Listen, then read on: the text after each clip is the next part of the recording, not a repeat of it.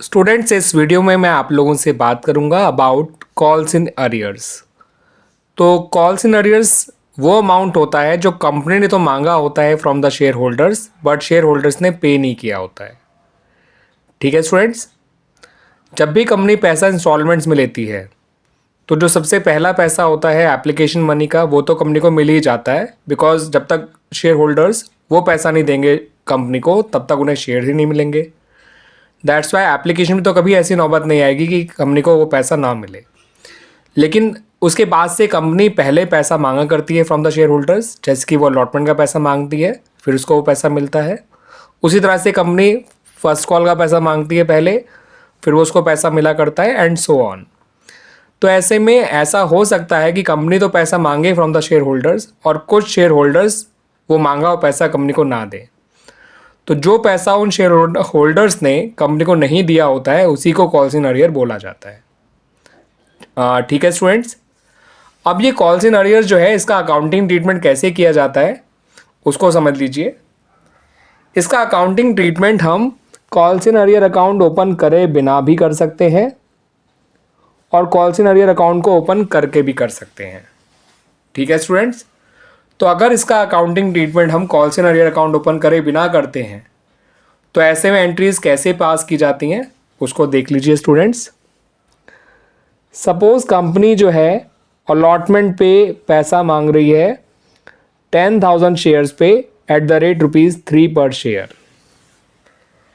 ठीक है स्टूडेंट्स, तो जब कंपनी पैसा मांगेगी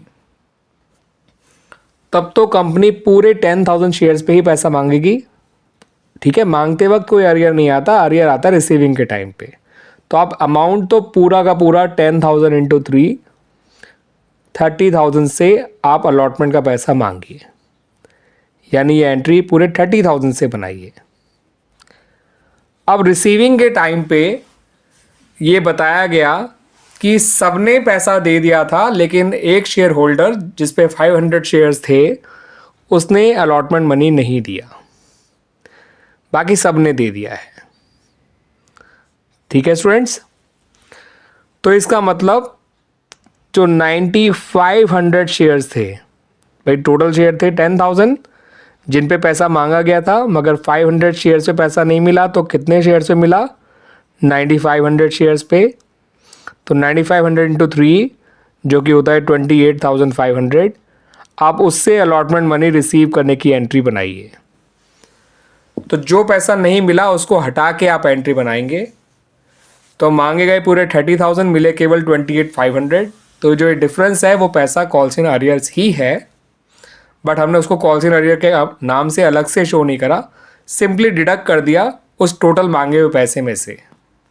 या फिर ये कह लीजिए कि उतने ही शेयर के अमाउंट को हमने कैलकुलेट किया जितने शेयर्स का पैसा हमें मिला था। ठीक है स्टूडेंट्स, 9500 शेयर्स पे ही पैसा मिला था अलॉटमेंट का, तो 9500 इंटू 3 28,500 से हमने एंट्री बना दी।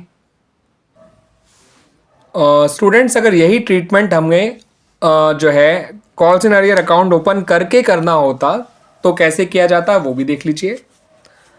हमारी पहली एंट्री पे तो कोई फ़र्क नहीं पड़ता, क्योंकि हमें अमाउंट जो ड्यू करना है वो पूरा 10,000 शेयर्स पे ही करना है एट द रेट ₹3, यानी 30,000। अब जो अमाउंट हम रिसीव करेंगे तो अमाउंट मिलेगा तो हमें 28,500 ही, पर जो पैसा नहीं मिला उसको भी आपको अलग से शो करना है। उसके लिए आपको कॉल्स इन अरियर अकाउंट को डेबिट करना है, और ऐसे में शेयर अलॉटमेंट अकाउंट को पूरे 30,000 से ही क्रेडिट करेंगे। ठीक है स्टूडेंट्स, तो यहाँ पर हमने जो पैसा नहीं मिला उसको भी शो किया है एज अ डेबिट अमाउंट। तो it is the amount which is due but not received yet. एक तरह से ये कंपनी के लिए एक तरह से अक्रूड अमाउंट है, जो से अभी तो नहीं मिला लेकिन उम्मीद है कि आगे जाके मिल जाएगा। ठीक है स्टूडेंट्स, दैट्स वाई इसको एक डेबिट किया गया, बिकॉज एक अक्रूड इनकम भी तो डेबिट ही होती है ना, दैट्स वाई। और बैंक हमारा जो है डेबिट हो गया उतने अमाउंट से जितने शेयर्स पे हमें पैसा मिला था। क्लियर हो गया स्टूडेंट्स इतना? अगर इसी तरह से फर्स्ट कॉल पे भी अरियर आएगा तो बिल्कुल इस तरह से ही हम एंट्री बना सकते हैं। फर्स्ट कॉल को ड्यू पूरे अमाउंट से किया जाएगा, और रिसीविंग करते वक्त अगर हमने अरियर अकाउंट ओपन नहीं किया है तो जितने शेयर्स पे पैसा नहीं मिला है फर्स्ट कॉल का उतने शेयर का पैसा माइनस करके बाकी अमाउंट से एंट्री बनाएंगे without opening calls in arrear account. और अगर calls in arrear account open किया है तो बिल्कुल इसी तरह से ये एंट्री बना दी जाएगी। जितने शेयर से पैसा नहीं मिलेगा वो कॉल्स इन अरियर में डेबिट हो जाएगा, जितने शेयर से पैसा मिलेगा उसके लिए बैंक अकाउंट डेबिट हो जाएगा, और टोटल अमाउंट जितना ड्यू किया गया होगा कॉल का उतने अमाउंट से कॉल क्रेडिट हो जाएगी।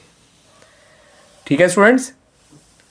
और अगर अरियर का पैसा इन फ्यूचर कंपनी को मिल जाता है तो हमें एंट्री कुछ इस तरह से बनानी होती है। ठीक है, क्योंकि हो सकता है अरियर का पैसा आपको कोई दे दे बाद में, जो शेयर होल्डर पहले ना दे पाया उस पैसे को आगे बाद जाके कुछ टाइम बाद वो पैसा लौटा दे कंपनी को। तो अगर कंपनी ने पहले अरियर अकाउंट ओपन नहीं कर रखा होगा तो उस इंस्टॉलमेंट का नाम लिखेगा जो नहीं मिली थी। फॉर एग्जांपल यहाँ पर जैसे मेरा अलॉटमेंट था तो हम यहाँ शेयर अलॉटमेंट लिख देंगे। अगर कोई कॉल होगी तो कॉल का नाम लिख देंगे। ठीक है, जैसे मेरे एग्जांपल में 1500 अलॉटमेंट का था जो नहीं मिला था और बाद में मिल जाए और मैंने पहले अरियर अकाउंट ओपन नहीं कर रखा हो तो मैं बैंक टू शेयर अलॉटमेंट लिखूँगा।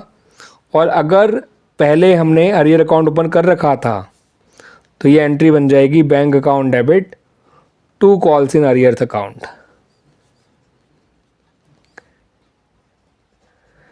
1500। Clear students.